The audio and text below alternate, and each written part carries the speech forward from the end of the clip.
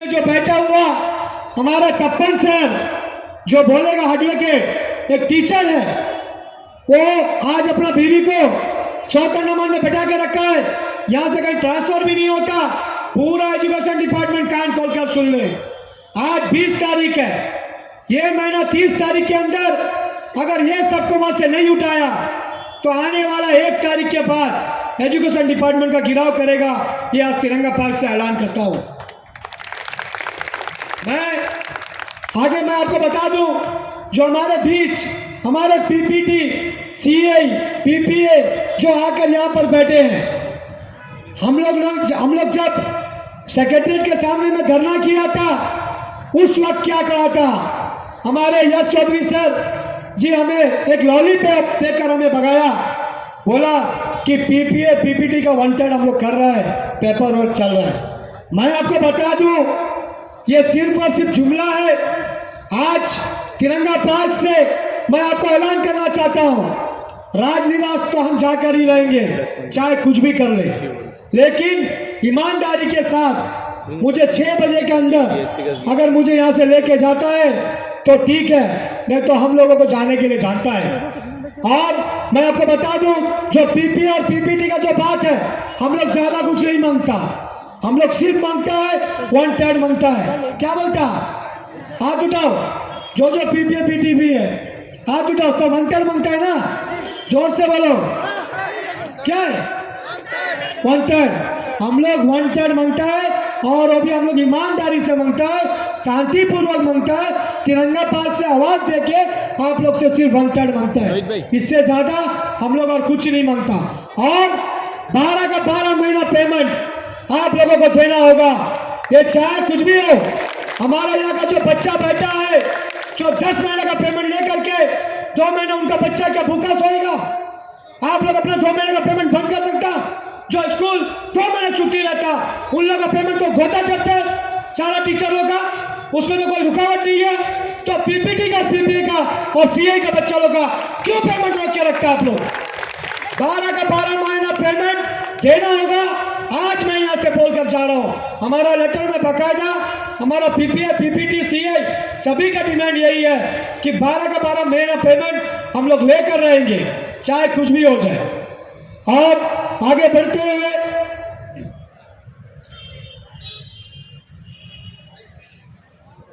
हमारे बीच मैं मीटिंग शुरू कर दिया तो उसके बाद आके बैठा, माफी चाहता हूँ, मैं पीछे नहीं देखा, सामने ही देख रहा था। हमारे बीच हमारे राजेश कुमार लाल जी बैठे हुए हैं, उनसे मैं रिक्वेस्ट करूँगा खड़ा होकर एक नमस्ते करिए, राजेश कुमार लाल जी। उसके बाद हमारे बीच हमारे सोशल वर्कर मज्जू भाई, जो हमारे एक्टिव वर्कर है, वो हम लोग के सामने आके बैठे हुए हैं। और हमारे पिंकी दीदी, जो हम प्यार से बुलाते हैं, हमारी दीदी है, जब भी है मेरे साथ रहते हैं, तो उनको भी आज मैं यहाँ पर स्वागत करता हूँ।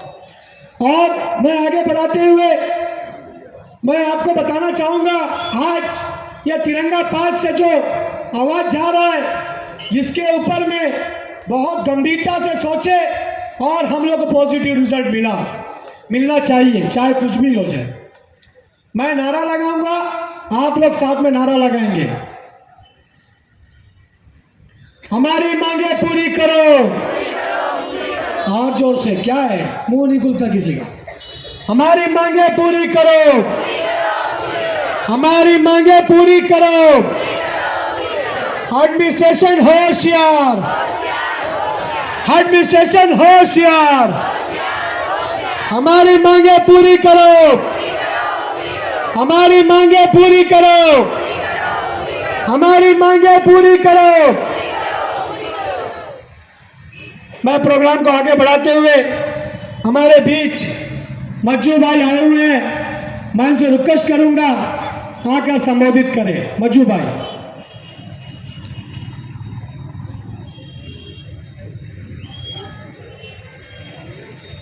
तुम एक वीडियो भेजिएगा, बोला था तुम देखा तेरा आगे लगा था, मोटे मोटे भेजा। कब भेजा तुम? कितना भेजा एक साथ? वो नहीं, तुम दूसरे दिन फोन करके बोला नहीं आपका सिंपल हम गए वेट करती हूँ, अभी आएगा अभी आएगा अभी आएगा। क्यों कर रहा है इस तरह, पुनः हाथ में डाल।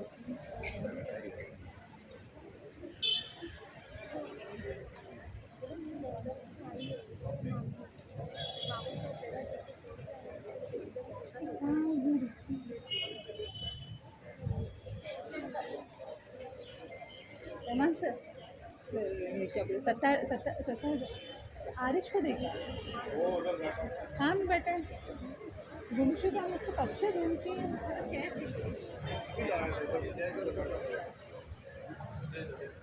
तो बदमाश कहीं बैठ के मेरे को देखता रहेगा, मुझको ढूंढ डाला।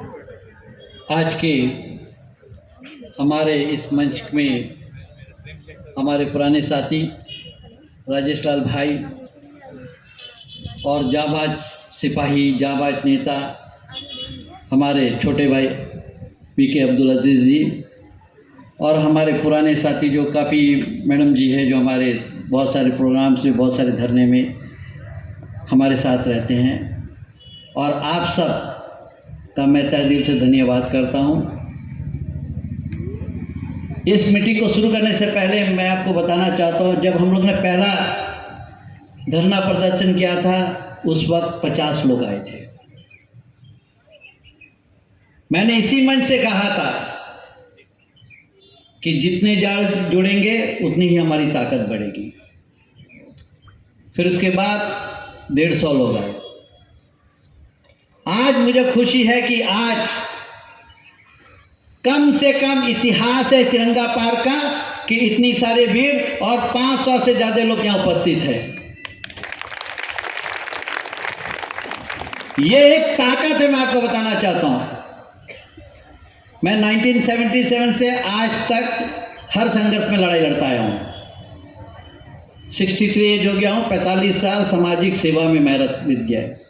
जहां अन्याय होता है वहां मैं आपका ये भाई अब्दुल मजीद मज्जू भाई हमेशा सबके साथ खड़ा था, चाहे कोई भी हो, किसी भी बात में होने को।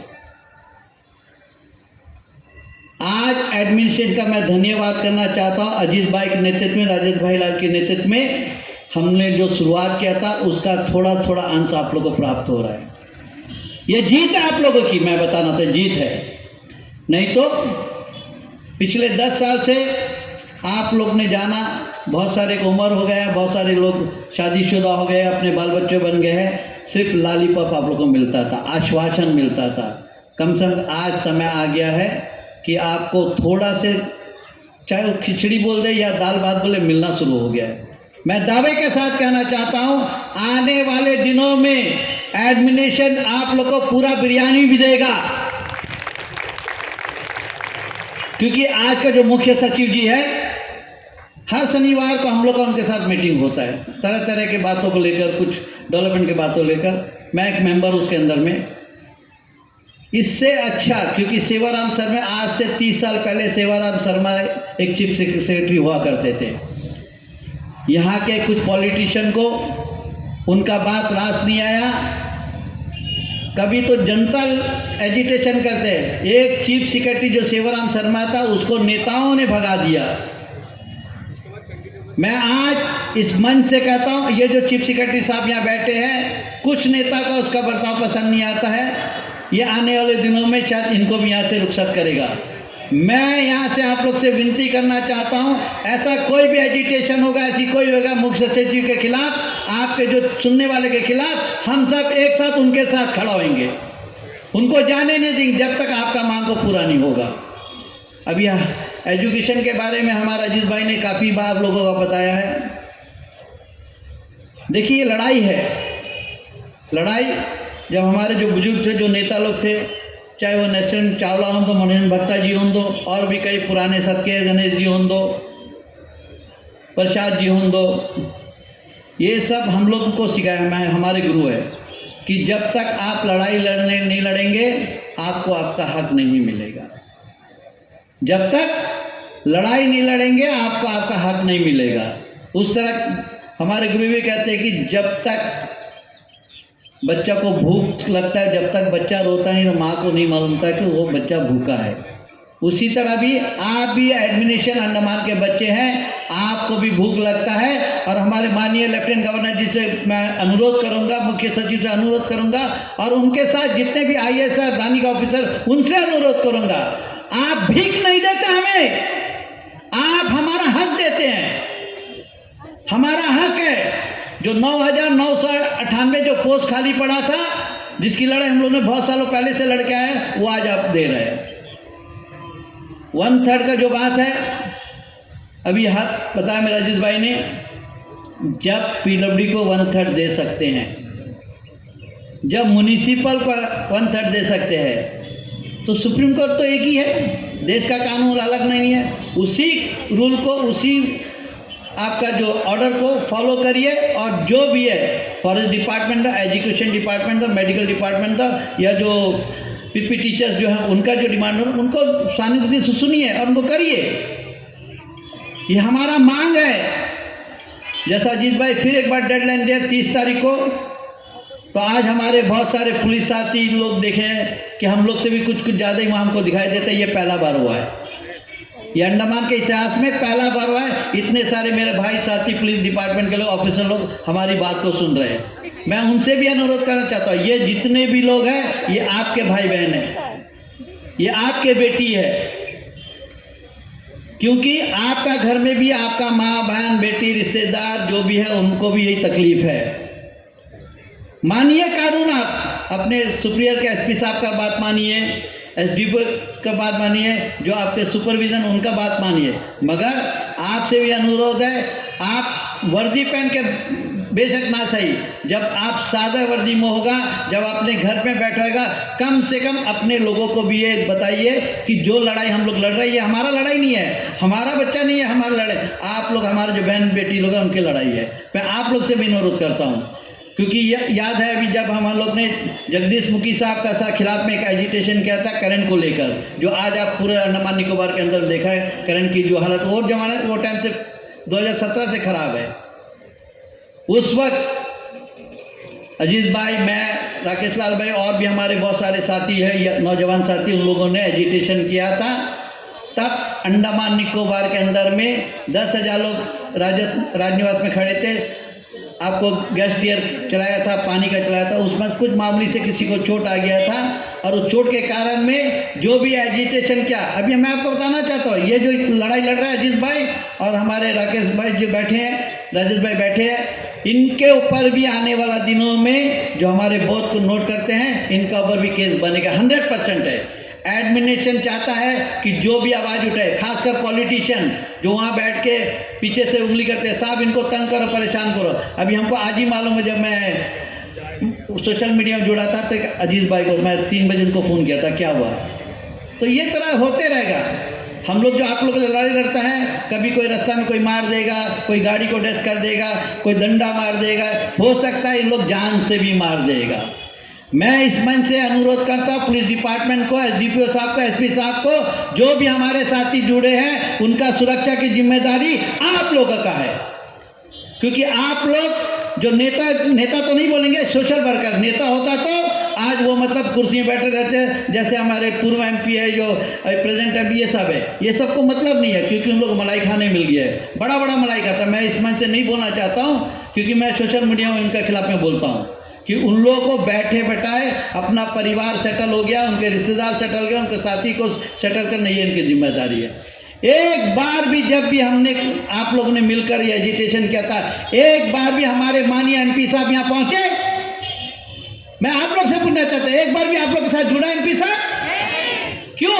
वोट आप लोग ने दिया था ना, उनको MP बनाया था आप लोगों ने, क्या बोल के दिया था? इसी मंच में मैं आपको बताना चाहता, जब उसका आखिरी भाषण हुआ था, मैं अंडमान के युवाओं को अनुरोध करना चाहता हूं, अगर आप लोगों ने अपना कीमती वोट देके हमें यहाँ जिताया, ये मैं जहाँ मैं खड़ा हूँ यहाँ से बोल रहा, मैं बताना चाहता हूँ, मैं युवाओं को नौकरी दूंगा, युवाओं के साथ जुड़ूंगा, युवाओं का हर साथ में मैं आपका एजिटेशन करूँगा। मगर पिछले 4 साल 2 महीना हो गया, मुझे तो नहीं लगता, मैं तो सुबह 5 बजे से रात को 11 बजे तक सारा जगह घूमता हूँ, मीटिंग करता हूँ, लोगों से मिलता हूँ, आज तक हमारा MP साहब का शक्ल नहीं देखा। हाँ, कहाँ दिखता है? एयरपोर्ट का उद्घाटन में, या कोई बाथरूम का उद्घाटन में या कोई टॉयलेट का उद्घाटन में, ये सब जगह हमको दिखाई देता है। और ये भी नहीं, जो 95,000 वोट लेके अपोजिशन में था, जिसको 95,000 वोट दिया था अपोजिशन में जो खड़े थे हमारे छोटे भाई विशाल भाई ने, उसका भी ड्यूटी है यहाँ आने का। 95,000 लोग ने वोट दिया आपको, कम की वोट नहीं है, 95,000। कुलदीप राय को उससे 1400 वोट ज्यादा मिला था। ये 95,000 लोग आपको किस लिए वोट दिया था? इसलिए ताकि आपका पर विश्वास किया था। एक अपोजिशन, हम उनका अपोजिशन मानेंगे, चाहे दिल्ली में उनका सत्ता हो दो, बार बार लोग दिल्ली जाते हैं, बार बार जाते हैं। आप लोगों ने देखा सोशल मीडिया में होम मिनिस्टर के साथ इनका फोटो आता है, एजुकेशन के जो मिनिस्टर उनके साथ फोटो आता है, माननीय प्रधानमंत्री जी के साथ उनका फोटो आता है। सिर्फ ये लोग ये दिखाना चाहता है कि एडमिशन के लोग से या पुलिस के जो IAS IPS ऑफिसर के सामने हमारा पहुंच दिल्ली तक है। बेशक तुम्हारा पहुंच दिल्ली तक है, मगर हमारा पहुंच अंडमान निकोबार में है, जो आप लोग को बताया जाएगा। हक है। मैं आप लोग से विनती करना चाहता हूं, आने वाला 2024 जितना दिल दर्द आप लोग को मिला है ना, जो आंसू, खून का आंसू आप लोग रोते हैं घर में बैठ के ना, जब वो होता है वो खून का आंसू को याद रखना। मैंने पिछले बार भी बोला था कि आप लोग हर बहन भाई लोग को बोला था सेक्रेटरीट के सामने, एक चूड़ी, वो चूड़ी का असर इनको हुआ है। वो जो चूड़ी हम लोग पैकेट में आप लोग बहुत सारे, कितने लोग नहीं देती चूड़ी, हाथ उठाइए। जी हाँ, ये चूड़ी जहाँ पहुँचता था पहुँच गया, अब उनको शर्म आने लगे। ये शर्म इसलिए ताकि वो क्या लेके आपके मुंह से, क्योंकि आप लोग सवाल का जवाब देंगे। आज अंडमान की जो जनता है, अंडमान के युवा पीढ़ी है, वो बोलना सीख गया है। ये है सबसे बड़ी जीत। जब आप बोलेंगे तो वो सुनेगा, क्योंकि आप लोग आता है हाथ जोड़ देता है, आप लोग एक मीठा सा भाषण देता है, और भाषण को सुन के चलो कुलदीप राय शर्मा जिंदाबाद, सुविशाल जौली जिंदाबाद, और दूसरा जो नेता जिंदाबाद, सिर्फ जिंदाबाद जिंदाबाद करते करते करते आज आपका परिवार मर रहा है। जिंदाबाद करते करते आज आपका परिवार मर रहा है। क्यों? क्योंकि आप लोग का साथ अन्याय हो रहा है, आप लोग का साथ ये हो रहा है। एक एक छाता में 2-3 जन चले जाइए, ताकि भीगने से आपको सर्दी ना लगे। कोई बात नहीं है, ये जो भीगेगा उसमें आपका दर्द ऊपर वालों को भी सुनाई देगा, क्योंकि ऊपर वाला है। मैं मानता हूँ ऊपर वाला है दुनिया के अंदर में, ताकि ऊपर वाला आप लोगों का बात को सुनेंगे। कई लोगों को मालूम है, अजीत भाई को मैं बार बार कहना चाहता, आप डरिए मत। आपके साथ में जो पीढ़ी जो दिखाई देते हैं इतने 400-500 लोग, ये 400-500 लोग नहीं, इनको इंक्लूड कर दीजिए आप। 5 से 10,000 लोग आपके साथ जुड़े आए। आप घबराना नहीं, 10,000 का परिवार आपके साथ जुड़ा है। राजेश लाल साहब भाई के साथ जुड़ा है, बहन का साथ जुड़ा है, और आप लोग इकट्ठा है। क्योंकि ये जो मार खाया है वो सिर्फ आप लोग का वजह से, ताकि आज का मीटिंग नहीं होना करके उनको रेखी किया गया है कि अजीत भाई कल सुबह से मैं कौलिनपुर से आ रहा हूँ, और पता चला अजीत भाई कभी कौलिनपुर में दिखाई दे, कहीं मैनपुर में दिखाई दे रहा है, कहीं फ्रारगंज तहसील, उसको रेखी कर दिया, ताकि ऐसा जगह मारा जहाँ सुनसान है। अंधा बेड़ा देखना गिरेगा, मथुरा है, जो अंधा बेड़ा का बीच से रोटा था, सुनसान। अगर किसी को मार के भी वो आपका खाड़ी में डाल देगा तो पता भी नहीं चलेगा कि अजीत भाई अंडमान में जिंदा था या नहीं था। मगर ऊपर वाला का शुक्रिया, आप लोग का दुआ है, वो सही सलामत आपके साथ में। एक जोरदार ताली उनके लिए हो जाएगी, उनका इज्जत अफजाई के लिए। हमारे बहुत सारे फॉरेस्ट डिपार्टमेंट के जो साथी लोग, मैं उनसे भी कहना चाहता हूँ, जिस तरीके से एजुकेशन डिपार्टमेंट के जो हमारी महिलाएं हैं, हमारी बहनें, हमारी बेटी है, वो जुड़े हैं, और साथ ही साथ मेडिकल से जो जुड़े हैं, उन आप लोग से अनुरोध है कि आप लोग भी तैयार हो जाइए फॉरेस्ट डिपार्टमेंट के सामने में एक जोरदार एजिटेशन करने के लिए, ताकि आपकी आवाज़ को भी सुना जा सके। जरूर सुना जाएगा, मैं आप लोग को बताना, सुप्रीम कोर्ट का जो ऑर्डर है 1/3 का, उसमें क्लियर मेंशन ये नहीं दिया कि पीडब्ल्यूडी को देना, ये करना करके। 1/3 अंडमान निकोबार के जो बच्चे हैं, जो पिछले 15 साल से, 10 साल से, 25 साल से, 30 साल से काम इनको मिल रहा है।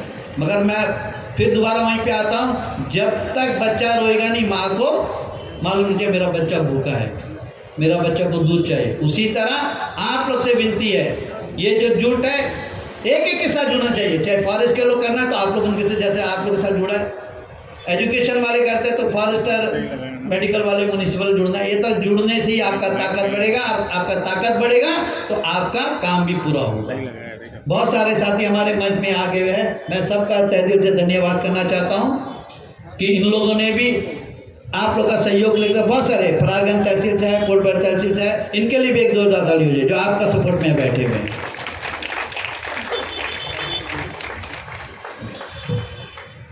आप लोग से रिक्वेस्ट है, हमारा एक रजिस्टर साइन हो रहा है, जो साइन नहीं है अपना नाम और डिपार्टमेंट और अपना फ़ोन नंबर लिखेगा उसमें।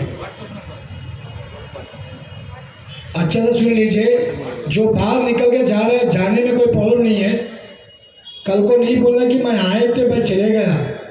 अपना फ़ोन नंबर, अपना डिपार्टमेंट और अपना नाम, ये वो रजिस्टर में एंट्री होना है, तभी आप लोग का जो है लेटर बनेगा, उसमें सबका नाम चढ़ेगा।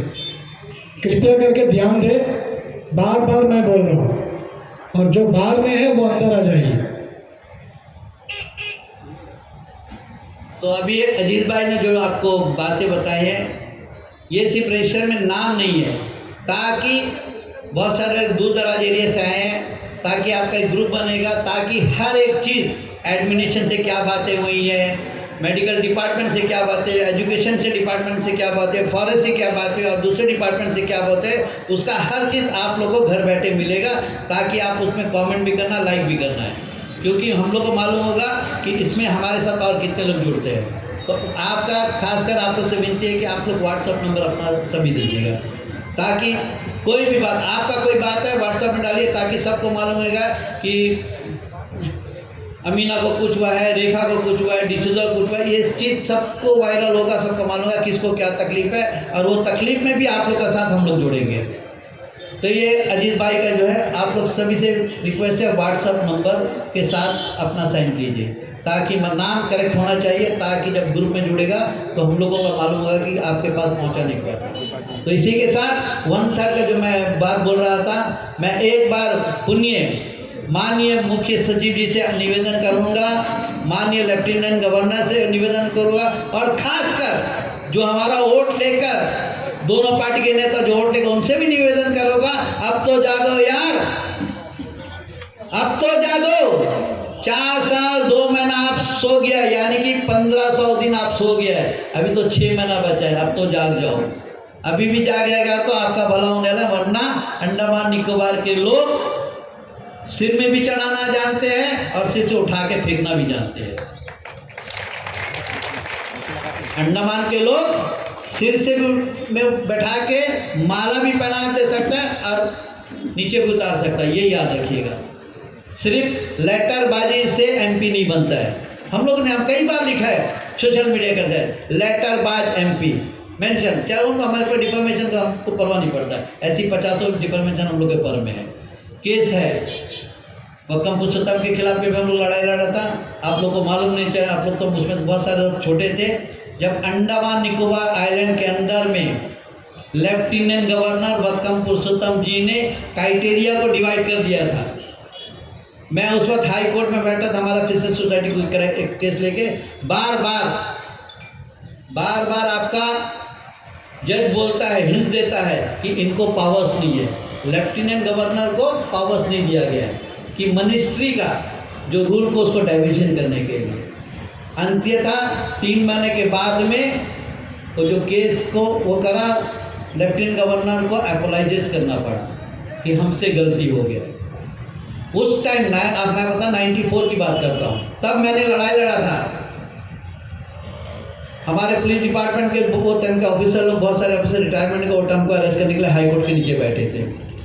बाद में तहसील सिंह साहब यहाँ का SHO था, उसने कहा था आइए आपके ऊपर कोई बड़ा केस नहीं बनने वाला, आइए। उनके पास से पूछा और 15 मिनट कर मैं ये बोला था अगर 15 मिनट के अंदर जमानत मैंने नहीं होगा तो मैं भूख हड़ताल में बैठ जाऊँगा, आमरण अनशन करूँगा। 20 से 25 आधा घंटा लगा। यही जो मंच आपको बताता है, यहाँ में उस टाइम में 4000 युवा साथी यहाँ मौजूद थे।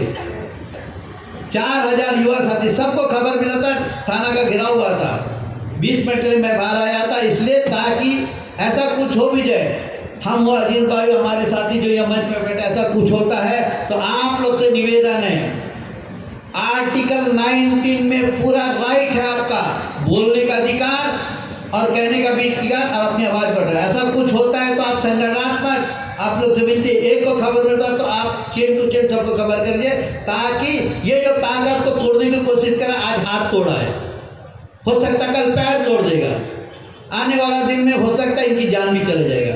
हमें से कोई जितने मंच में लोग जो बैठे हैं, क्योंकि ये बैठे हैं और बहुत सारे लोग जो अनगिनत लोग हैं, हम लोग ने देखा है चुपके से ऐसा करके जेब में पॉकेट में मोबाइल रखे पता ऐसा करके घुमा रहा है ताकि रिकॉर्डिंग है कौन कौन बने। मैं तो खुलेआम बोलता, आइए सामने फोटो खींचिए।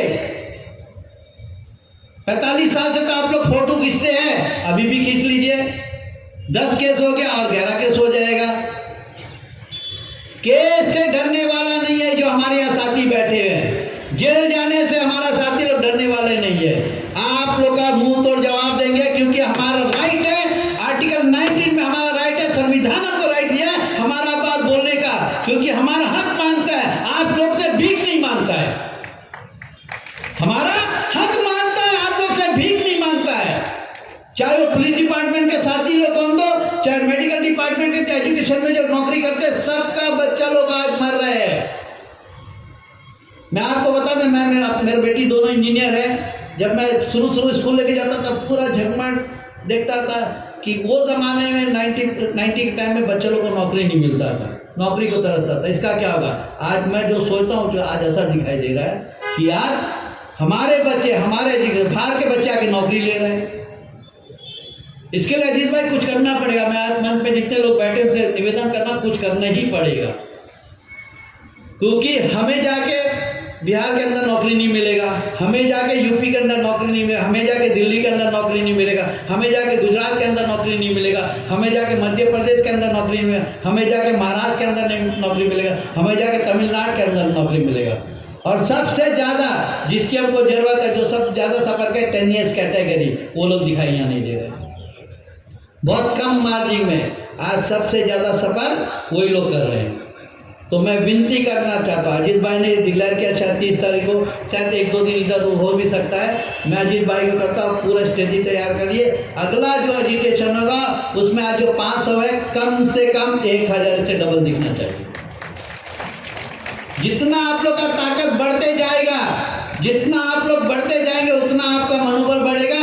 एडमिशन में जो ऑफिसर बैठे उनको मालूम है आप अंडमान के लोग बेवकूफ़ नहीं है, अंडमान के लोग को बेवकूफ़ बनाना नहीं चाहिए, क्योंकि ये जिसमें जितने बैठे हैं ये अंडमान निकोबार के लोग आज़ादी से पहले का लड़ाई लड़के ब्रिटिश गवर्नमेंट का दुख सहा है, जापान गवर्नमेंट का दुख सहा है। ये तो अपना गवर्नमेंट है भाई, महात्मा गांधी ने इनको आज़ादी दिलाई है, ये तो हमारा गवर्नमेंट है। तो इनका जुल्म भी सह लेंगे, करिए जितना जुल्म करे, क्योंकि ये जुल्म सहने वाले लोग हैं। इनके परिवार बाप दादा जुल्म सह गए, ये उनके बच्चे, इनको ना आप तोड़ सकेंगे, ना मरोड़ सकेंगे, ना खत्म कर। जितना आप दबाने की कोशिश करेंगे उतना केला पेड़ का तरफ आगे बढ़ते जाएंगे। मेरा विनती है अंत में आप लोगों से, बहुत सारे हमारे साथी बैठे हैं जो आप लोगों को बहुत सारा बात बताएंगे। एक बात याद रखिएगा, आपका ताकत आपके हाथ में है। आप मजबूत होएगा तो सब मजबूत होएगा, और सब मजबूत होएगा अजीत भाई हमारे जो साथी मजबूत होगा। तो दोबारा जो हमारा जो इसके बाद जो मिलेंगे, लड़ने के लिए नहीं, बात करने के लिए, अपने बात को मनवाने के लिए एडमिनिस्ट्रेशन से हम लोग दुआएं करेंगे, मिन्नतें करेंगे, उनका बाल बच्चा करोड़पति अरबपति सब बन जाए, मगर हमारे बच्चों को कम से कम 15, 20, 30 हज़ार 40 हज़ार का नौकरी हो देते बने, हो लूटे अंडमान को।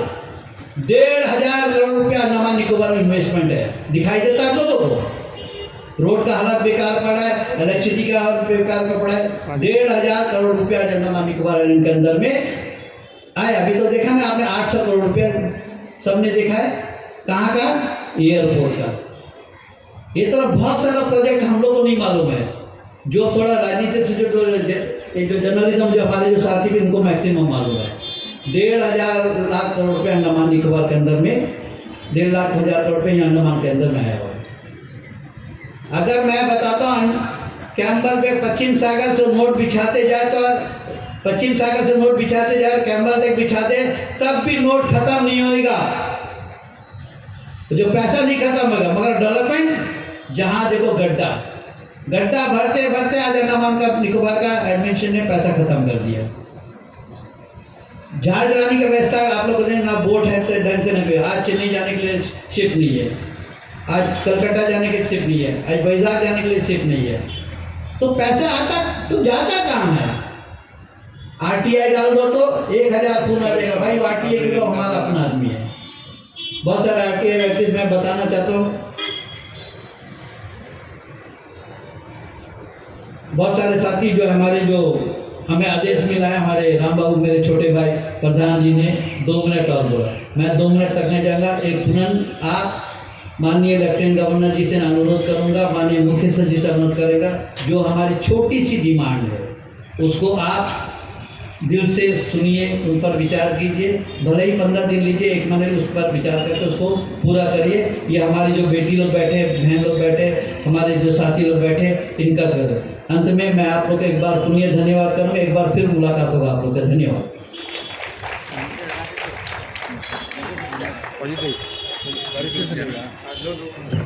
धन्यवाद मज्जू भाई।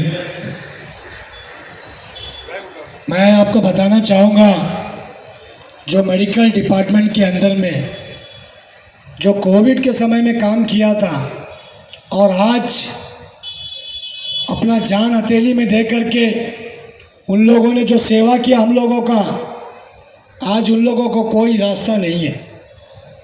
तो इसीलिए मैं यहाँ से मैं आह्वान करना चाहता हूँ कि उनका जो भी लेटर हमने जमा किया है, ज़्यादा से ज़्यादा और 10 दिन का समय देगा।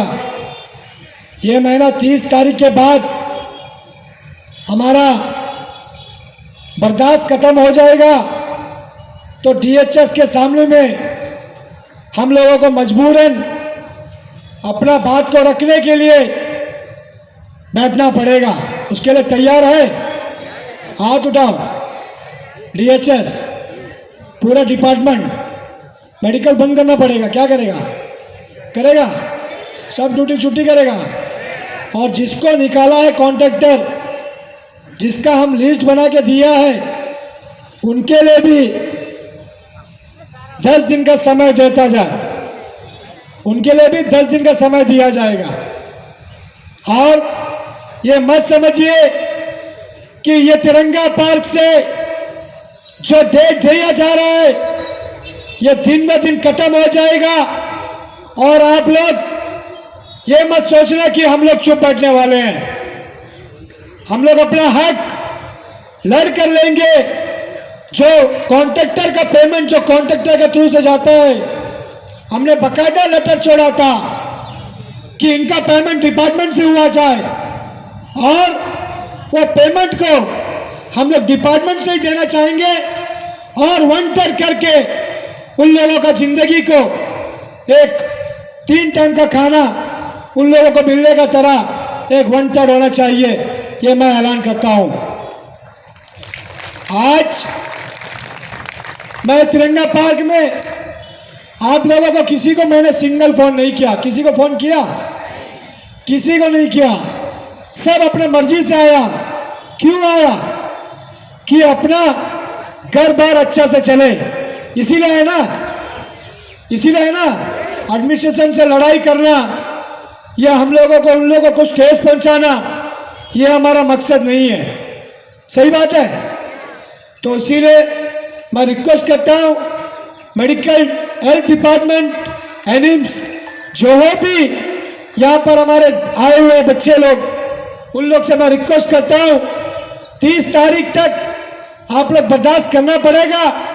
और 30 तारीख के बाद आप लोगों को ऐसा स्टेप उठाना पड़ेगा जो अंडमान का इतिहास में लिखा जाएगा।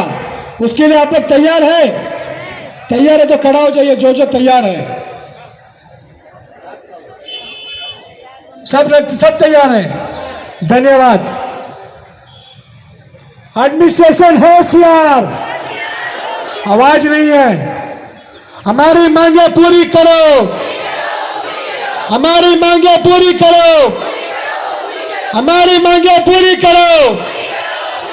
एडमिनिस्ट्रेशन होशियार। और जो से बोली, मेरे को हाथ में लगा फिर भी इतना आवाज है। एडमिनिस्ट्रेशन होशियार, एडमिनिस्ट्रेशन होशियार।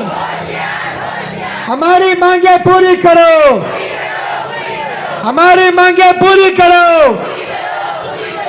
धन्यवाद। मैं इस प्रोग्राम को आगे बढ़ाते हुए हमारे बीच वेंकट राम बाबू जी आए हुए हैं, जो विम्बलगंज का प्रधान है, आज अंडमान निकोबार जनता पार्टी का प्रेसिडेंट भी है, जो पार्टी से हम जुड़ा है।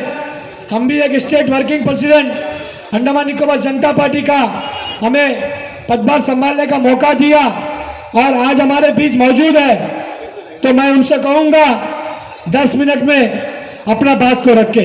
वेंकट राम बाबू जी।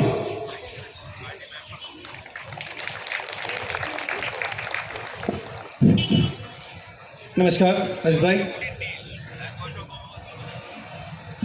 मंच पर उपस्थित आज के इस मीटिंग को ऑर्गेनाइज करने में ज़िला परिषद मेंबर एवं अंडमान निकोबार जनता पार्टी के state working president Shri VK Abdul Aziz ji, उसी तरह तमाम जितने भी आज इस मीटिंग में शामिल होने आए हैं, सभी को बहुत बहुत धन्यवाद।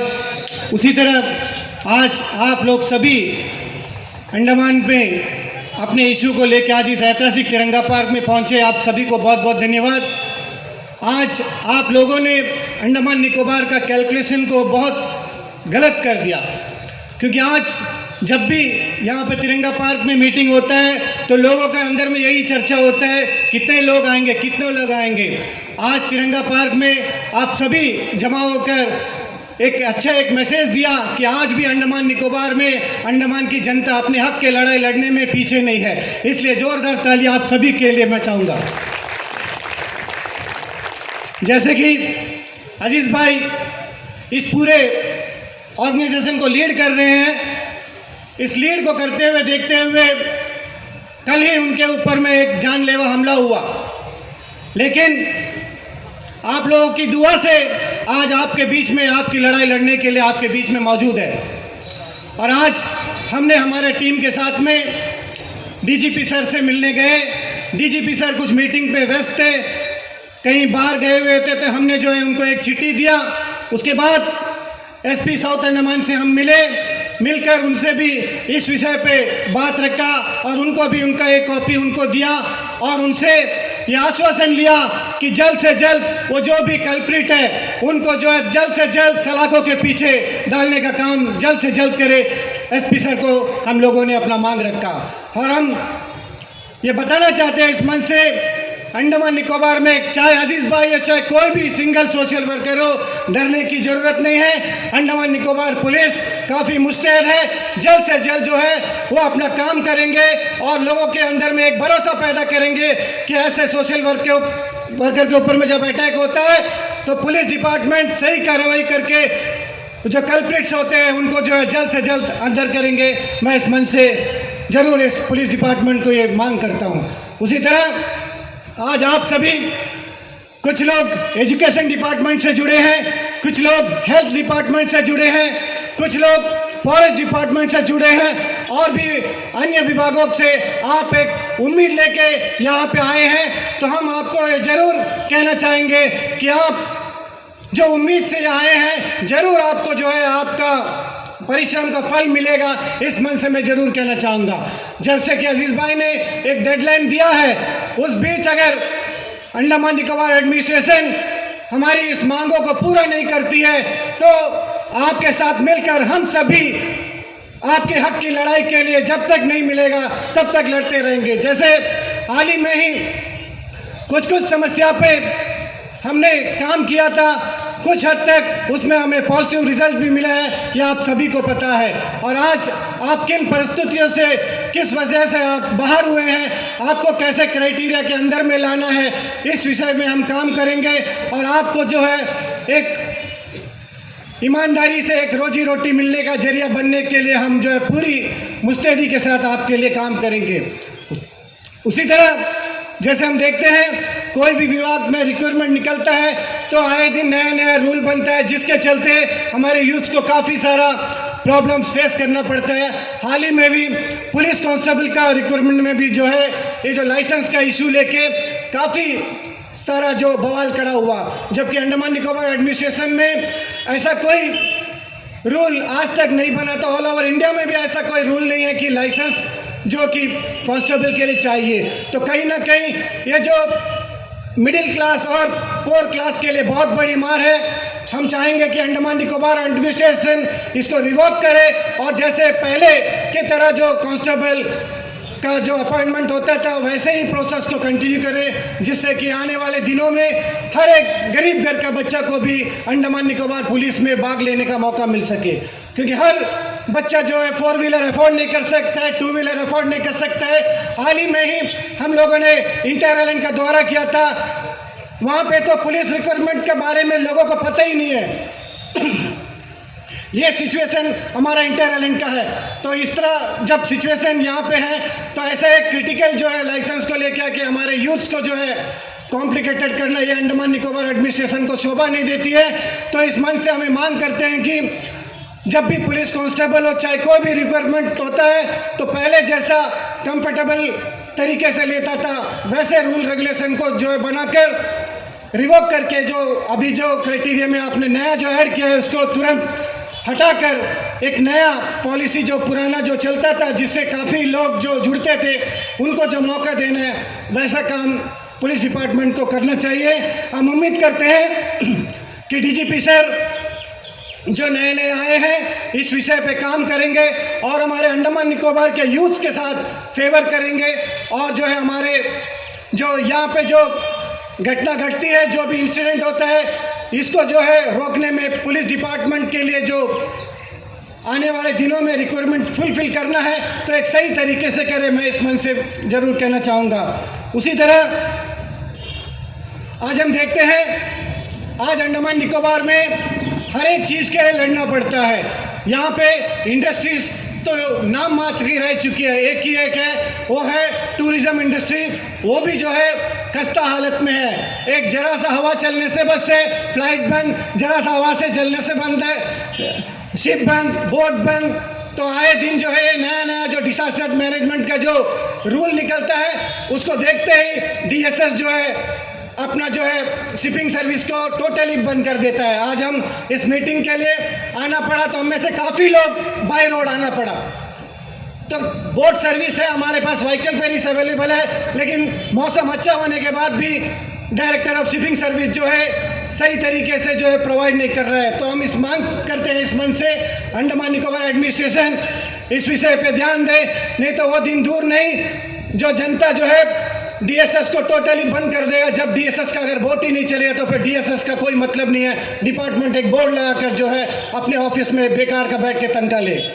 उसी तरह आज हम देखते हैं जुम्मा 2 दिन नहीं हुआ इंटरनेशनल एयरपोर्ट का उद्घाटन होके इंटरनेशनल एक्टिविटीज शुरू हो गया। आए दिन पुलिस डिपार्टमेंट कहीं में मेथामिन पकड़ा, कहीं गांजा पकड़ा, कहीं में मर्डर का अटैक हो रहा। तो ये जो है शुरू में ही 2 दिन में यह हाल है तो आने वाला दिन कैसा रहेगा। इसलिए अंडमान निकोबार एडमिनिस्ट्रेशन से हम मांग करते हैं कि पुलिस डिपार्टमेंट को जो है और भी जो भी इनका कमी है व्हीकल की वो प्रोवाइड कराए और जो है ऐसे जो समाज में गलत करते हैं ऐसे लोगों को पकड़ने में मदद करे और अंडमान निकोबार का हर एक बंदा जो है फ्री एंड फेयर होकर घूम सके, ऐसा एक माहौल अंडमान निकोबार में चाहिए।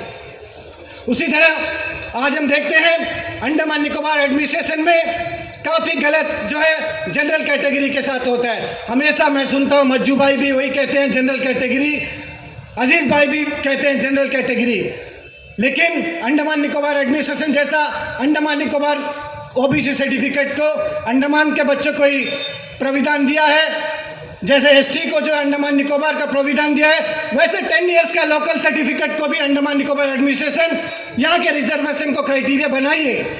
क्योंकि जब OBC certificate Andaman Nicobar issue करता है उसको फ़ायदा मिलता है, एसटी को भी यहाँ का एडमिनिस्ट्रेशन सर्टिफिकेट देता है उसको फ़ायदा मिलता है, फिर क्यों ये भेदभाव जनरल कैटेगरी के साथ में होता है। तो अंडमान निकोबार एडमिनिस्ट्रेशन के पास रिजर्वेशन भी है, 12% रिजर्वेशन एसटी कोटा में था।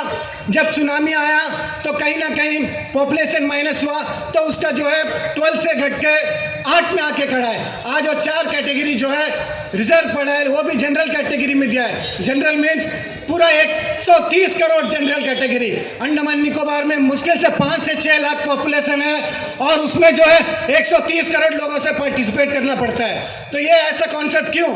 1000 से 1200 किलोमीटर दूर जब अंडमान निकोबार में हम रहते हैं, हमारा 1 and 1 एक ही लाइफलाइन है, शिप या तो फ्लाइट, और कोई ऑप्शन हमारे पास नहीं है। अदर स्टेट में वो समस्या नहीं है और हर स्टेट में हर स्टेट का क्राइटेरिया है, वहाँ के बच्चों को मौका देता है। तो हमारा अंडमान निकोबार में क्यों ये भेदभाव करता है? इसलिए जैसा हमारे मज्जू भाई ने कहा, जनरल कैटेगरी के जो भी जितने भी आज सुन रहे हैं, आप लोग सभी आपके हक की लड़ाई के लिए हमारे जो जितने भी डिपार्टमेंट के लोग आज यहाँ पे जुड़े हैं, इसमें भी 50% प्लस मेरा जहाँ तक है जनरल कैटेगरी से होएगा। तो आप सभी जो है जनरल कैटेगरी को आगे करिए, कोई पॉलिटिकल बेसिक में मत जाइए, आप अपने हक के लड़ाई के लिए लड़िए। ये मंच जो है सभी के लिए है, पॉलिटिकल के लिए भी है, नॉन पॉलिटिकल के लिए भी है, सभी के लिए है। क्योंकि कोई ना कोई लड़ाई लड़ने आता, कोई ना कोई बैनर की जरूरत है। आज जैसे जिला परिषद के नाम से जो एक बैनर खड़ा है, उसी तरह उस बैनर पे एक एक बढ़ते रहना चाहिए, जिससे कि आपका आंदोलन को और मजबूती मिल सके, ना कि यहाँ पे डिफरेंस पैदा करके लोगों के बीच में गैप पैदा करके हमारे यहाँ के युवाओं को भटकाए जाए। यहाँ पे कुछ लोग ऐसे ही बैठे हैं, जैसे मज्जू भाई ने कहा, कुछ लोग का काम ही ऐसी है, जो अच्छा काम होता है तो उसका पैर खींचना।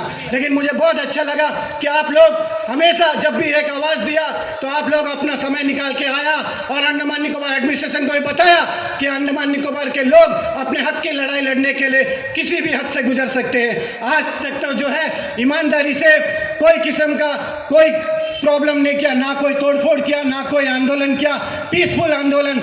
जहां बुलाया सेक्रेटरीट के सामने बुलाया तो चुपचाप सेक्रेटरीट के सामने बैठा, हायर अथॉरिटीज़ का बात सुना, तिरंगा पार आया, क्रॉस किया। उसी तरह आज का प्रोग्राम तिरंगा पार्क में रखा और आप इतने सारे महिलाएं, तो आपको जो है जाने में देरी होगी, इसीलिए अजीज़ भाई जो है सभी को जो है टाइम शॉर्ट करके दे रहा है। लेकिन आप अपने हक की लड़ाई के लिए बैठे हैं तो ज़रूर हम इस मंच से एक आपको आश्वासन देंगे। ऐसा एक अजीज़ भाई नहीं, आपको 100 अजीज़ भाई आने वाले दिनों में अजीज़ भाई खड़ा करके दिखाएंगे, इस मंच से मैं ज़रूर कहना चाहूँगा। और समय की मांग को देखते हुए मैं अपनी बातों को विराम देने से पहले फिर से एक बार अंडमान निकोबार एडमिनिस्ट्रेशन, हमारे लेफ्टिनेंट गवर्नर जी ऑनरेबल और चीफ सेक्रेटरी, डीजीपी, तमाम आईएएस अधिकारी, सभी से अनुरोध करता हूं कि हमारे अंडमान निकोबार जो शांति के लिए जाना जाता है, उसको बनाए रखने में आपका हाथ है।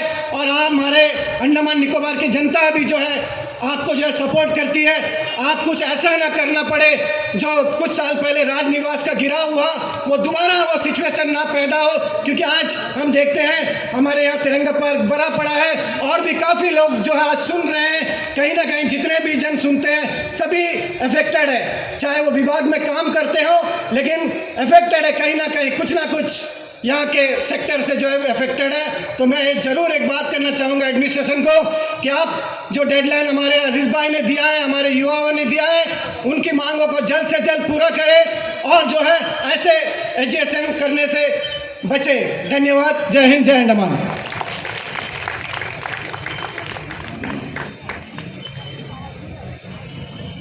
धन्यवाद वेंकट भाई। आज जो वेंकट भाई ने जो बात बोला ये सच्चाई है। अंडमान निकोबार आइलैंड के अंदर में ऐसा कभी नहीं हुआ जो आज हो रहा है। आज ये तिरंगा पार्क में हम लोगों को आने को मजबूर क्यों किया, किस लिए किया, ये आप लोगों को पता है। मैं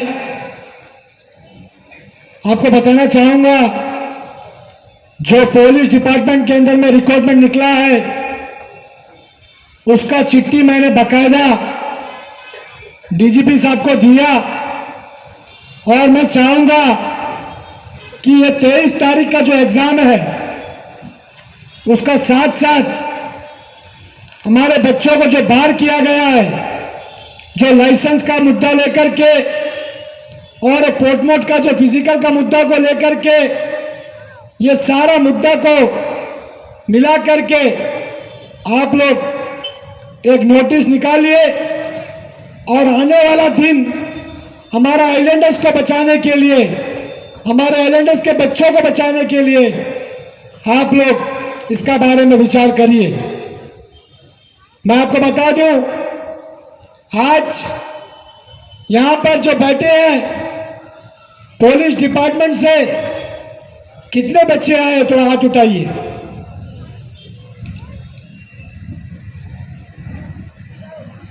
बाकी सब घर में बैठ के मजा ले रहा है। आया 20, अगर फायदा हुआ तो सबको होएगा, नहीं होगा तो किसी को नहीं होगा, इसलिए घर में बैठा है।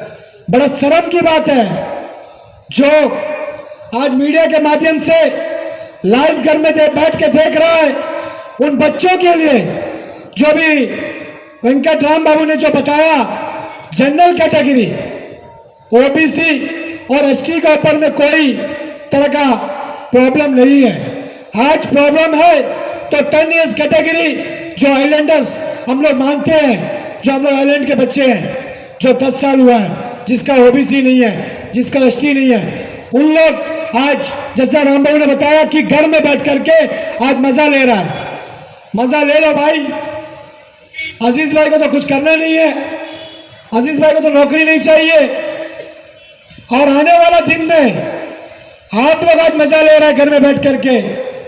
इससे बड़ा शर्म का बात मैं बार बार ये पुलिस का जो डिमांड है मैं इसलिए उठा रहा हूं, जो मेरे पास आए थे 20-25 बच्चा लोग जो अपना प्रॉब्लम बताया था, लेकिन मजेदार का बात तो ये है कि फोन कम से कम हमको 300 से ज्यादा आया कि भैया पुलिस डिपार्टमेंट में ये चल रहा है, पुलिस रिक्रूटमेंट में ये चल रहा है, पुलिस का फिजिकल टेस्ट में ये चल रहा है। मैं आज इस तिरंगा पार्क से बार बार चिल्ला रहा हूं कि हम लोग आइलैंडर्स को बचाना है, लेकिन मैं पूछना चाहता हूं आज आइलैंडर्स कहां गया? ये जो बैठे हैं ये अफेक्टेड है, और जो अफेक्टेड है बाकी लोग घर में बैठे हैं, ताकि इन लोगों का काम बना तो मेरा भी काम बनेगा, ये सोच करके बैठे हैं। अगर हम लोग को जीत मिलना है तो आज हम लोग को एक होना पड़ेगा। जो आज हम लोग यहाँ से ऐलान करके जाएगा, जो 6 बजे का टाइम दिया है राजनिवास में, हमको बुलाओ और हमारा बात को सुनो। हमको तो दुख लगता है कि आज हम पुलिस का डिमांड को कैसा रखेगा। आज 23 तारीख का बात करता है, 3 दिन बचा है। आज घर में बैठा है बच्चा लोग, जो लाइसेंस की वजह से घर में बैठा है। लाइसेंस होने के बाद भी 30 मई के बाद भी वो लाइसेंस जो लेट हो गया बोल करके उन लोगों को घर में बैठाया है। मैं पुलिस डिपार्टमेंट से पूछना चाहता हूं, ये 30 तारीख के बाद जो ड्राइविंग लाइसेंस मिला, जिनको मिला वो क्या ड्राइविंग नहीं सीखा? आज पुलिस डिपार्टमेंट के अंदर में वो अपना जो ऑर्डर देने के पहले, उनको मेरिट लिस्ट आने के पहले अपना जब लाइसेंस दिखाता है तो उन लोगों को लेने से क्या प्रॉब्लम है?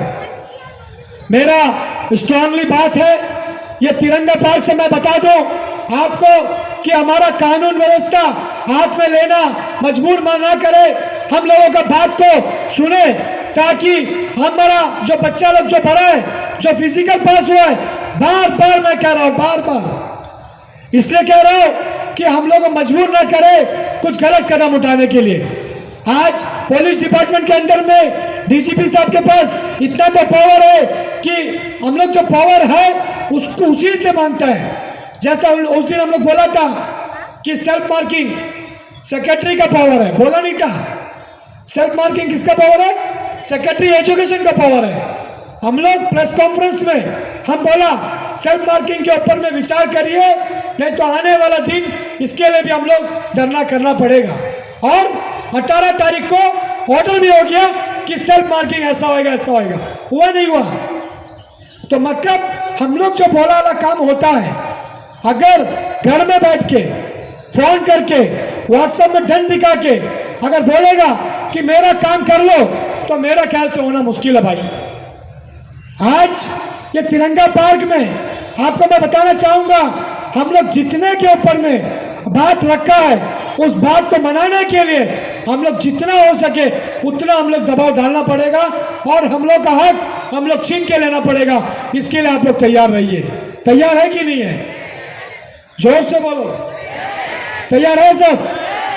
पीछे से आवाज नहीं आ रहा है।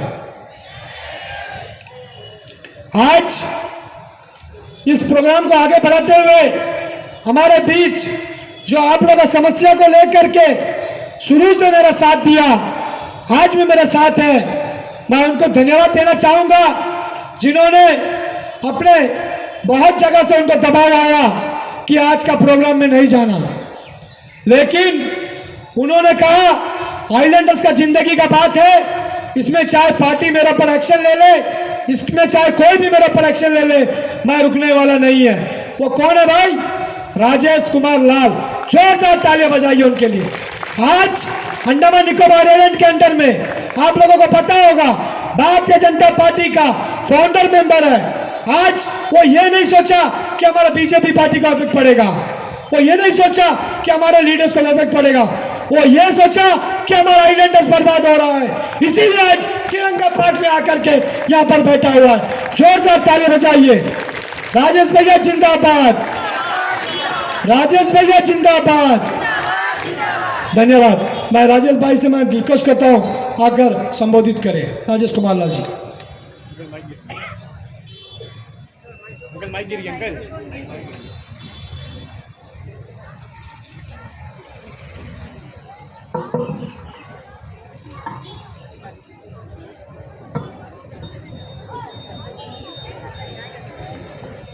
मंच पर बैठे हुए अंडमान तथा निकोबार द्वीप समूह के हमारे गण्यमान्य व्यक्तिगण, कन्यापुरम वृंदावन पंचायत से जिला परिषद के मेंबर श्री वी.के. अजीज जी, उपस्थित मेरे प्यारे भाइयों और बहनों, सबसे पहले तो मैं बताना चाहता हूँ कि जब भी कोई राजनीतिक पार्टी का स्टेट लेवल का मीटिंग होता है तो डिगलीपुर से लेकर के लिटिल अंडमान से लेकर के सब जगह से आदमी लाते हैं, लेकिन बस भर के लेके आते हैं। बस का खर्चा जो भी खर्चा है वो राजनीतिक पार्टी देता है। लेकिन आज गर्व की बात है कि डिगलीपुर से, बिल्ली ग्राउंड से, माया बंदर से भी लोग यहाँ पर आए हैं अपना खर्चा से, अपना खर्चा दे करके, अपना जेब का पैसा खर्चा कर करके आज इस तिरंगा पार्क में बैठे हुए हैं। तो इससे पता चलता है कि आज पूरे द्वीप समूह में क्या हो रहा है। इससे पहले कि मैं कुछ बोलूं, एक घटना बताना चाहता हूं कि कल रात श्री वी.के. अजीज जी के ऊपर में जिस तरह से 3 अज्ञात हमलावरों ने हमला किया, जिसकी वजह से इसकी जान भी जा सकती थी, जिसकी वजह से इसको चोट भी लगी, इसके खुद के रिश्तेदारों ने मना किया, इसके खुद के दोस्तों ने मना किया कि नहीं अब तुम घर में बैठ जाओ, अब तो तेरे ऊपर में हमला भी हो गया है, तुमको क्या जरूरत है कि तुम पागलों की तरह सोशल वर्क में लगा हुआ है, तुम्हारे भी बीवी है, बच्चे हैं। तो जानते हैं, मैं उस समय अजीज जी के साथ में था। रात को 11 बजे मेडिकल में, रात को 11:30 से 12 बजे हम लोग बैठे हुए थे बम्बू फ्लैट थाना में। बम्बू फ्लैट थाना में श्री अजीज भाई अपना स्टेटमेंट देता है कि मैंने कफन अपने सर में ओढ़ लिया है, कि मैंने कफन अपने बदन में ओढ़ लिया है, तो अब मैं मरने से नहीं घबराऊंगा। मेरे बदन में अब कफन मैंने ओढ़ लिया है और अब मैं मरने से नहीं घबराऊंगा, चाहे जो कुछ भी हो जाए। जब तक जिनके लिए मैं आंदोलन कर रहा हूं, जब तक उनको हक नहीं मिल जाता, मैं चैन की नींद नहीं सोऊंगा। मेरे भाइयों और बहनों, कल जिस तरह से इसके ऊपर में आक्रमण हुआ वो कोई मामूली घटना नहीं है। 3 नकाबपोश आदमी लंबा लंबा लाठी लेकर के खड़े हैं कि कब आएगा। एक रोकता, सबसे बड़ा बात, उसमें से 2 जन चिल्लाते हैं मार दो, आज इसको खत्म कर दो, ये जिंदा बचेगा तो सब बर्बाद कर देगा। 2 व्यक्ति जोर जोर से चिल्लाते हैं। ये क्या हो रहा है आज अंडमान निकोबार द्वीप समूह में कि एक व्यक्ति अकेला खड़ा होकर के समाज के उस वर्ग के लिए काम करना चाहता है जो पीड़ित है। आज जो भी यहाँ पे आकर के बैठे हैं ना, वो पीड़ित है, उनके दिल में दर्द है। किसी को शौक नहीं है कि बारिश में आकर के तिरंगा पार्क में बैठे, ये किसी को शौक नहीं होता है। ये मजबूरी उनको आज तिरंगा पार्क में लेकर के आया है, एक मजबूरी, और इस मजबूरी को समझना चाहिए अंडमान निकोबार प्रशासन को। मैं एक बात बोलना चाहता हूं कि जब माँ को गुस्सा आता है तो अपने बेटे या बेटी से बोलती है कि कान खोल के सुन लो,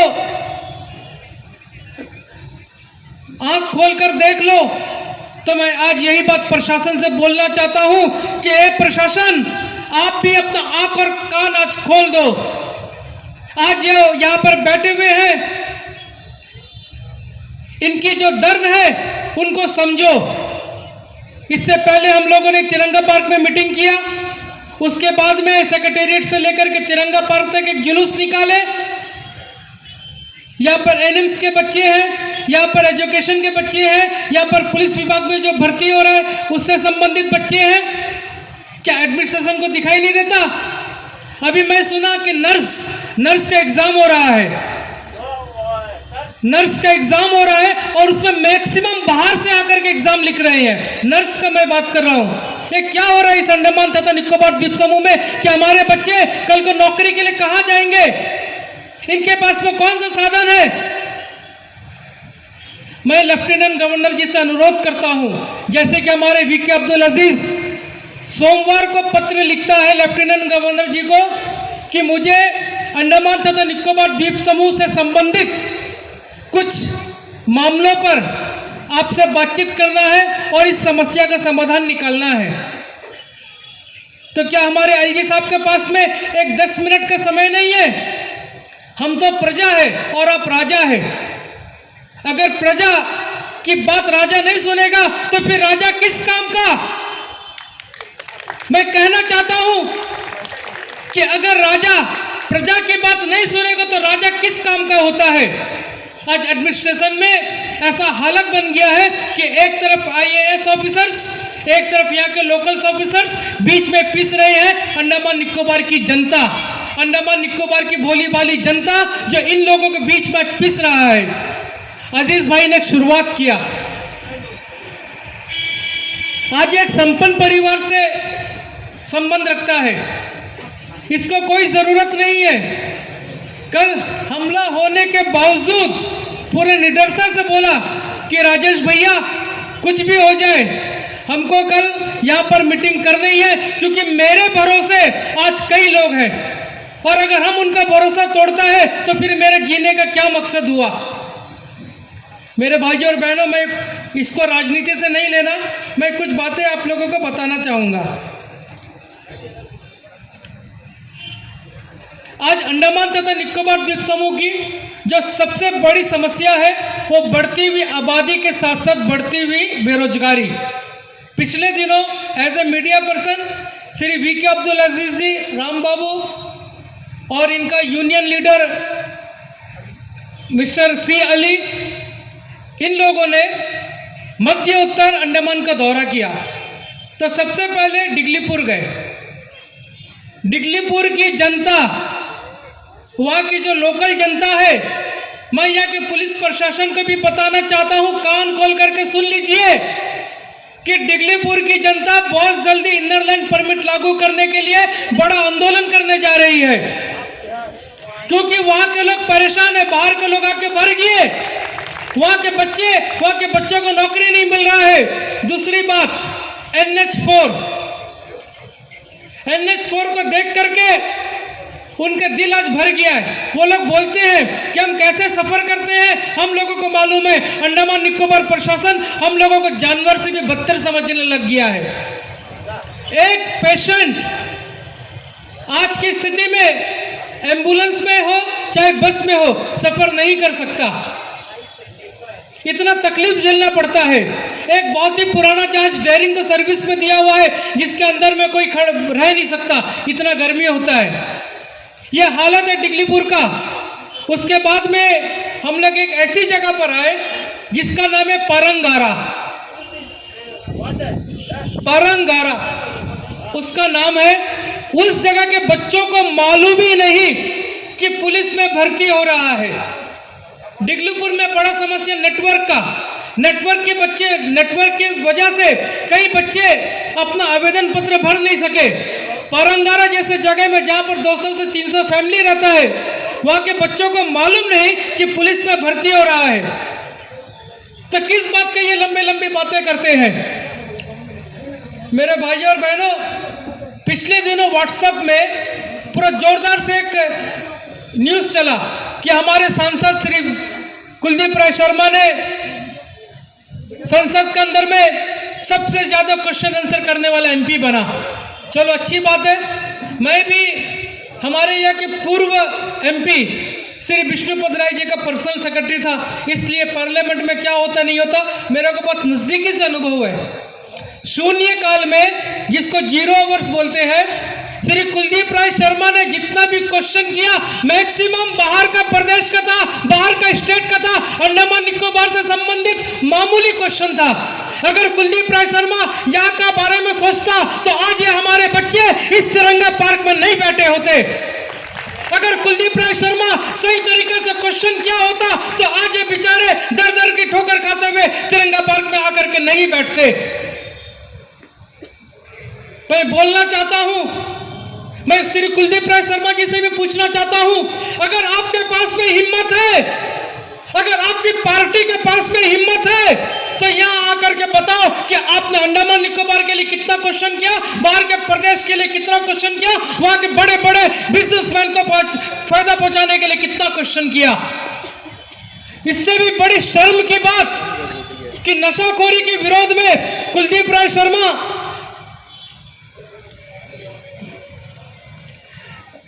एक जुलूस निकाला। मैं कुलदीप राय शर्मा जी से पूछता हूं, पहले आप ये क्लियर करिए कि आपका परिवार का इस अंडमान निकोबार द्वीप समूह में कितना होटल है और कितना होटल में शराब बिक्री होता है।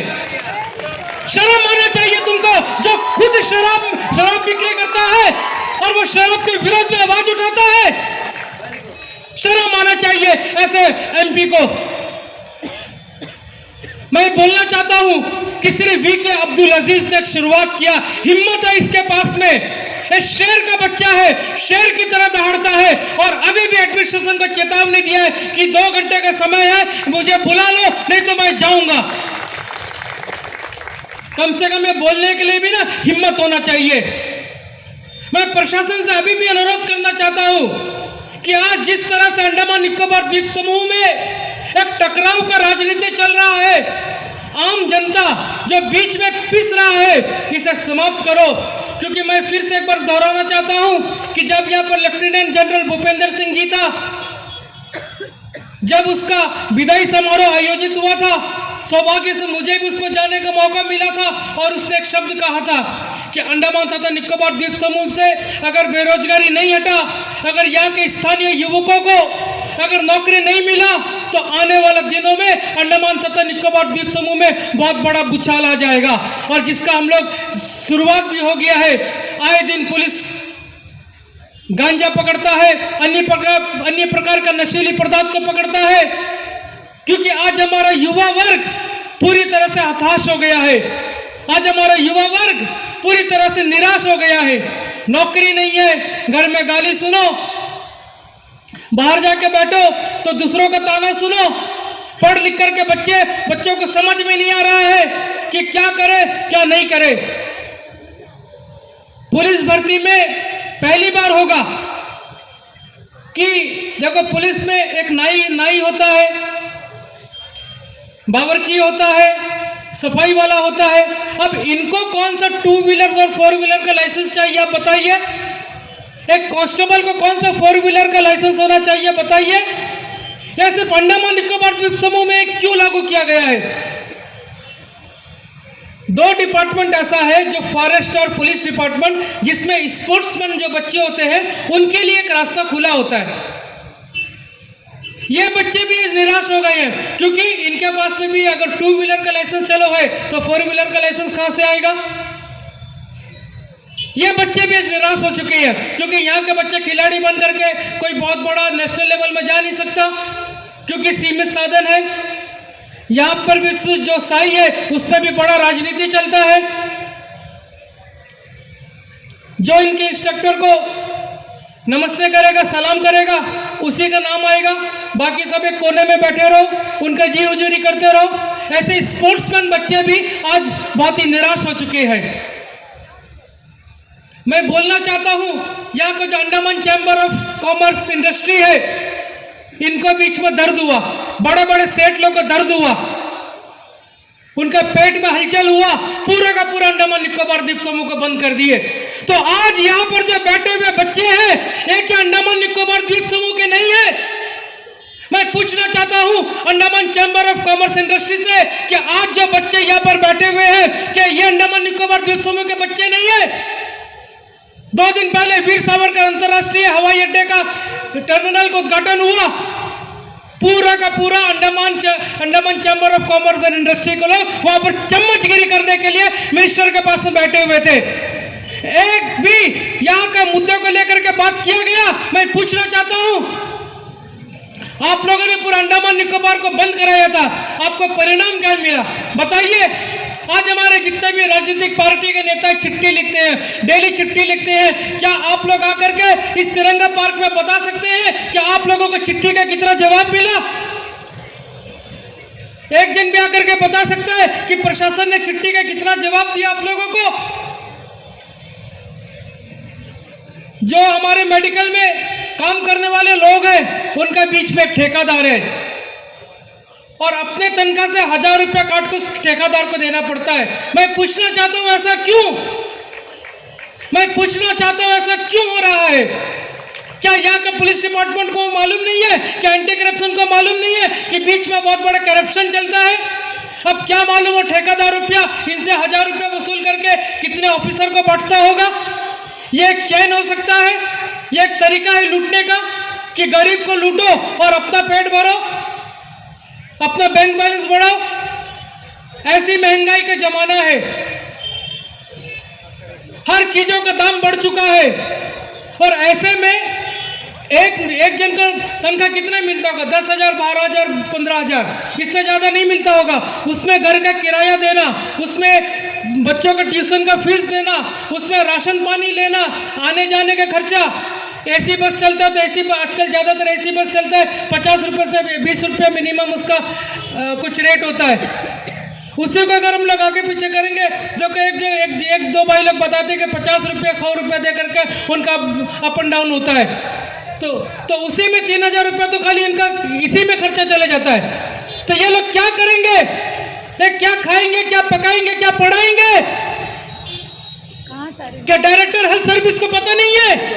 उनको भी पता है, डायरेक्टर हेल्थ सेक्रेटरी को भी पता है, सबको पता है कि बीच में ठेकेदार जो दलाल होता है उनके साथ में लोग दलाली करते हैं और दलाली का पैसा खाते हैं। इनको शर्म आना चाहिए कि गरीब का पैसा खाते हैं। इनको चैन का जिंदगी नहीं मिलेगा। श्री वीके अब्दुल अजीज हर कदम में आपका साथ है। कल जिस प्रकार से इसके ऊपर में हमला हुआ, या जैसा कि अजीज भाई ने बताया कि बड़े बड़े लोगों का फोन आया, मैं बताना नहीं चाहता हूं कि आज का इस मीटिंग में हम नहीं जाना। मैंने सिर्फ एक बात बोला कि हम अजीज को वादा किया है कि आखिरी दम तक हम उसका साथ देगा, साथ रहेगा। और आज जो बच्चे यहाँ पर बैठे हुए हैं, जो हमारे भाई और बहन बैठे हुए हैं, जो डिगलीपुर से, मायाबंदर से, बिल्ली ग्राउंड से आए हुए हैं, उन सबका साथ तब तक देंगे जब तक कि आप लोगों का हक नहीं मिलता। आप लोग भी भारत के बच्चे हैं, आप लोग भी भारत माता के सपूत हैं, आप लोग भी भारत में रहते हैं। हम लोग कोई अलग नहीं है। जब 1943 में नेताजी सुभाष चंद्र बोस ने आजादी के पहला तिरंगा फहराया था, तो उसके बाद में 43 से 47 तक कहा जाता है कि यहाँ को कोई माई बाप नहीं था, कोई प्रशासन नहीं था। आज स्थिति फिर से वैसा ही बन गया है कि प्रशासन में कोई सुनने वाला नहीं है। ऐसा हालत बन गया है कि यहाँ के अंडमान का जनता लोग जो है वो एकदम से पगला जाए। बाहर से आदमी आते हैं, नौकरी ले रहे हैं और हमारे बच्चे धीरे धीरे बाहर जा रहे हैं। तो जाएंगे तो कहाँ जाएंगे, किसके पास में जाएंगे? मैं कहना चाहता हूं, आज भी एडमिनिस्ट्रेशन से मैं अनुरोध करना चाहता हूं उपराज्यपाल महोदय से कि आपकी ईमानदारी पे कोई शक नहीं कर सकता। आप एक ईमानदार व्यक्ति हैं, आपके स्टाफ खुद बोलते हैं कि आप जैसा ईमानदार एलजी आज तक आया नहीं। तो मैं आपसे फिर से अनुरोध करना चाहता हूं कि जनता की मांग को आप क्यों नहीं सुनते हैं? आप फिर से क्यों एलजी निवास में दरबार नहीं लगाते हैं? दरबार लगाइए, हमारी प्रजा की बात सुनिए, इनकी क्या समस्या सुनिए और दिल्ली लेकर के जाइए। लेकिन मैं प्रशासन को एक चेतावनी देता हूं कि अगर आप हमारी बात को नहीं सुनेंगे तो वीके अजीज भाई जंतर मंतर में भी भूख हड़ताल में बैठने के लिए तैयार है, जंतर मंतर में भी धरना देने को तैयार है, गृह मंत्रालय में भी जाने को तैयार है, प्रधानमंत्री कार्यालय में भी जाने को तैयार है। हम यहाँ पर चुप बैठने के लिए नहीं है। हमने जिस मिशन को लिया है, श्री वीके अब्दुल अजीज ने जिस मिशन को लिया है, जिस निडरता से वो बात करते हैं, प्रशासन को झुकना पड़ेगा। अगर प्रशासन नहीं झुकता है तो प्रशासन को झुकाने का ताकत भी हम लोग रखते हैं। अंडमान निकोबार में भी बड़ा से बड़ा आंदोलन हुआ है, लंबा आंदोलन हुआ है और हम आंदोलन करने से नहीं डरते। आप लोगों को पता है कि श्री वीके अब्दुल अजीज की धर्मपत्नी श्रीमती नसीम बानो पिछले दिनों जो वृंदावन में प्रधान का उपचुनाव हुआ था, उसमें प्रधान का चुनाव लड़ी। कई लोग पूरे पैसा से इनको हराने का कोशिश किया। इनके पास में पैसा नहीं, इनके पास में कुछ नहीं है, बस ये जो खड़ा वही है, एक ईमानदार व्यक्ति है। अपनी हिम्मत से, अपने लगन से, भारी बहुमत से अपनी धर्मपत्नी को जिताया। कारण क्या मालूम है? क्योंकि ये सुबह से लेकर शाम तक जनता के बीच में रहता है, जनता के हर सुख दुख में साथ देता है।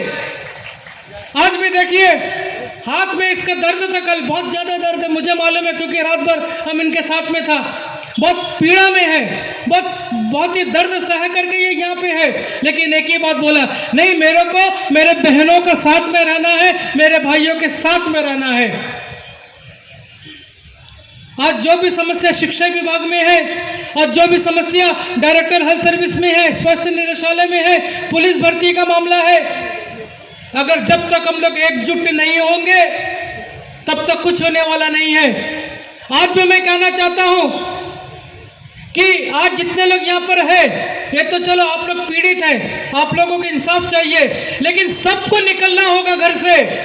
नहीं तो आने वाले समय में अंडमान निकोबार द्वीप समूह में या के स्थानीय एक बच्चा को भी नौकरी नहीं मिलेगा। या के IAS लोग ऐसा एक तरीका बना दिए हैं, ऐसी एक योजना बना दिए हैं कि अंडमान निकोबार द्वीप समूह में रहने वाले एक बच्चों को भी नौकरी ना मिले। मेरे भाइयों और बहनों, मैं कहना चाहता हूं यहाँ के सभी लोगों से कि जिस तरह से वीके अब्दुल अजीज आज हिम्मत करके निकला है, जिस तरह से वीके अब्दुल अजीज एक अकेला व्यक्ति हिम्मत करके दहाड़ता है एडमिनिस्ट्रेशन के सामने में, जैसे कि हमारे बाकी जो नेता लोग होते हैं, काउंसलर्स ले लो, चाहे पंचायती राज संस्था के अन्य लोग ले लो, जी हुजूरी नहीं करता है, हिम्मत से बात करता है।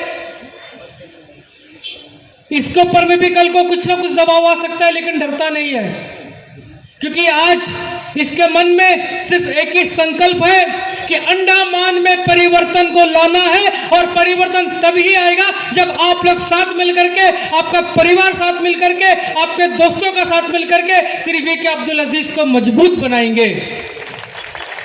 आज ये जो परिवर्तन आंदोलन यहां से शुरुआत हुआ है, इस परिवर्तन आंदोलन को तब तक समाप्त नहीं करना है जब तक कि हम लोगों को इंसाफ नहीं मिलता।